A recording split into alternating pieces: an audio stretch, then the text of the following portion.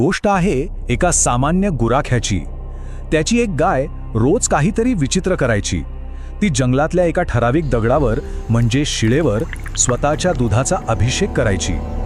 हे रोजच घडत होतं, पण का याचं उत्तर कोणाकडेच नव्हतं। आणि मग एके रात्री सगळं काही बदललं। त्या गुराख्याला एक दिव्य स्वप्न पडलं। एका तेजस्वी आवाजाने त्याला सांगितलं की ती शिळा सामान्य नाही, ती स्वयंभू आहे, म्हणजे स्वतः प्रकट झाली आहे।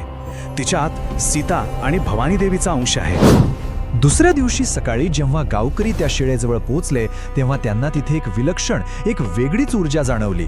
आणि त्याच क्षणी कोकणच्या या जागृत शक्तिपीठाचा श्री भराडी देवीचा जन्म झाला।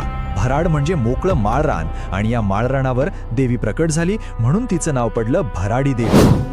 बघता बघता भराडी देवीची कीर्ती वाऱ्याच्या वेगाने पसरली, आधी संपूर्ण कोकणात आणि मग सह्याद्री ओलांडून दूरवर, इतकी की तिची ख्याती थेट पराक्रमी पेशव्यांच्या कानावर जाऊन पोहोचली।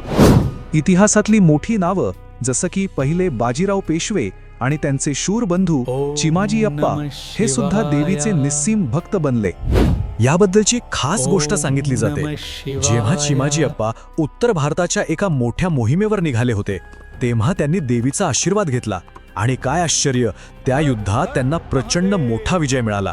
या विजयाचं सगळं श्रेय त्यांनी देवीच्या कृपेला दिलं।